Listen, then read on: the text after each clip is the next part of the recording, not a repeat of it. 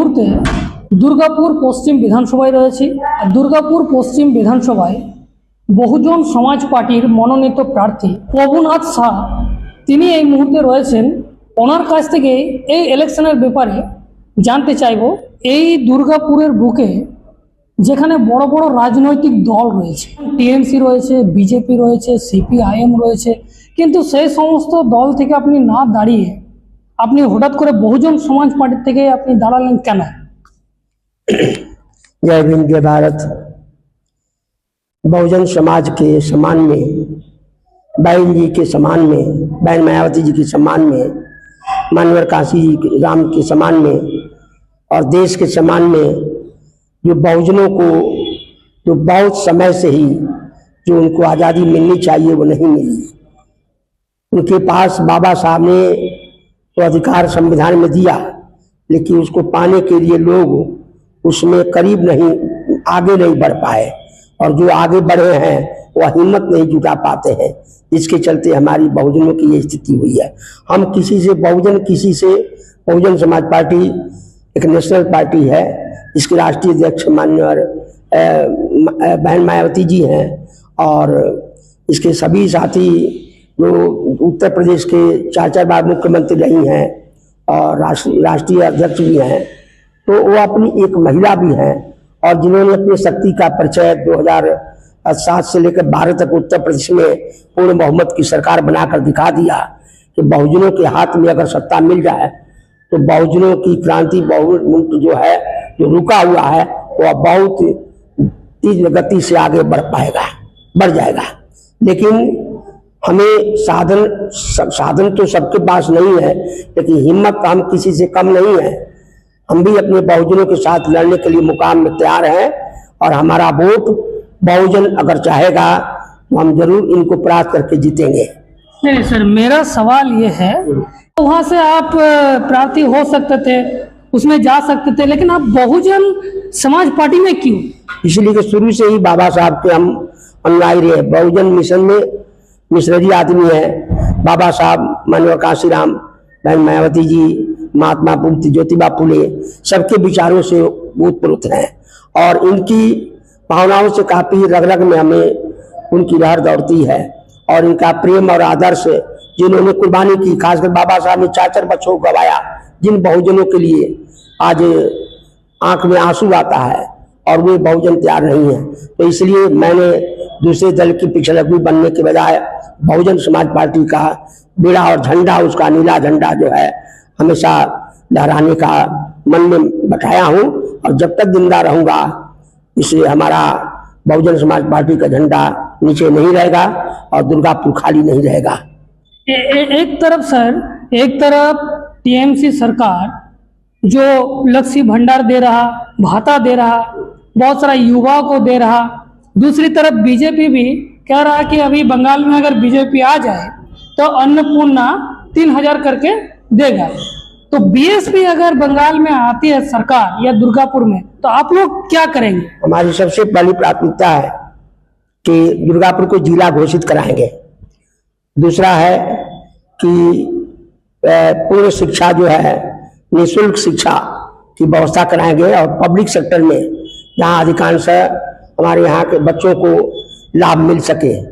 और तीसरी जो है, लोगों को जो जैसे यहाँ पर एरोड्रम हवाई अड्डा नहीं है तो दूरी अंडाल पर है, और दूसरी बात है कि यहाँ पर उस तरह का हॉस्पिटल नहीं है, वो आप बनवाने की कोशिश करेंगे।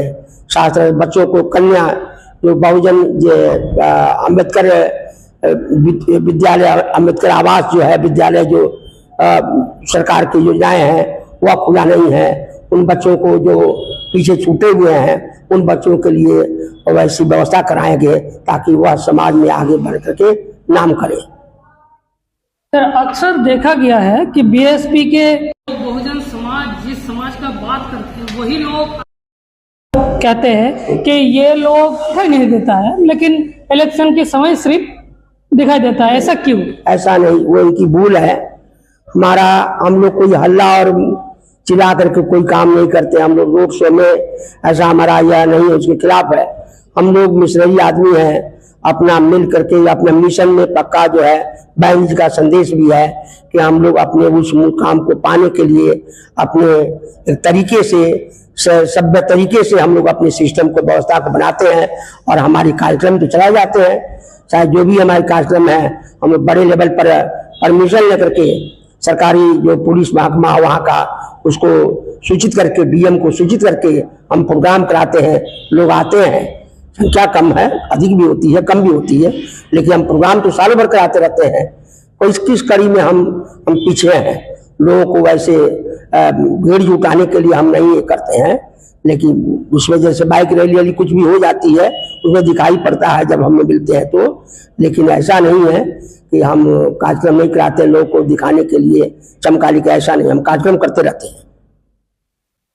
अगर इस दुर्गापुर के जो बासिंदा हैं और आप प्रार्थी हैं तो इन लोगों को क्या कहना चाहेंगे? आगे दुर्गापुर की जनता से हम यह अनुरोध करते हैं कि सबको देखा है आपने, एक बार बसपा के हाथी साहब पर बटन दबा कर विजय कराइए, प्रभुनाथ साहब को विजय कराइए और तब देखिए हम बसपा की तरफ से अगर आपका सहयोग और आशीर्वाद मिल जाएगा तो हम दुर्गापुर नगरी को इस 277 दुर्गापुर पश्चिम विधानसभा को सबसे ऊंचाइयों पर लेकर जाएंगे और सर्वोत्कृष्ट नाम करेंगे, जो बंगाल में एक नमूना विधानसभा बनाकर रखेंगे।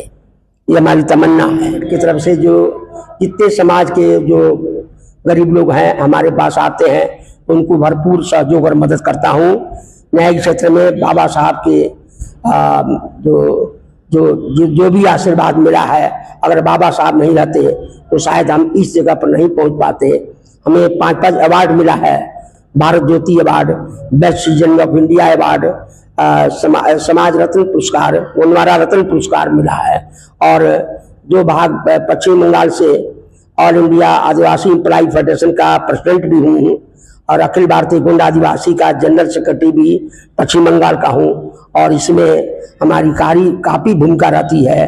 बहुजन समाज को हमेशा आगे बढ़ाने के लिए हम तत्पर हैं। जब तक जिंदा रहेंगे हमारा कारोबार रुकने वाला नहीं है। विरोध होता है लेकिन हम रुकने वाले नहीं हैं, इसको जरूर हम मुकाम तक पहुंचाएंगे। 2020 के केंद्रीय विद्यालय सेक्रेटरी रिटायरमेंट होने के बाद 2021 में पश्चिम बंगाल की विधानसभा जो इलेक्शन हुआ था उसमें मैं 277 दुर्गापुर पश्चिम से प्रार्थी था बसपा से। 2022 में मैं आसनसोल से लोकसभा से निर्दलीय प्रार्थी था। 2024 में वर्धमान दुर्गापुर से बसपा का प्रत्याशी था और 2026 में भी फिर यहाँ से मैं प्रत्याशी बनाया गया हूँ। 4 बार मुझे, चौथा बार हो रहा है, तो यह हमें काफ़ी खुशी है और इसका सारा श्रेय बहन जी को और स्टेट कोऑर्डिनेटर प्रेसिडेंट और माननीय अशोक सिद्धार्थ जी, माननीय डॉक्टर लालजी मिधांकर जी और चिंतु विश्वास जी, सुरेश दास जी, स्टेट के सभी पदाधिकारियों का तहे दिल से हार्दिक स्वागत करते हैं। उन्होंने मुझे मौका दिया मुझे। अच्छा, थैंक यू।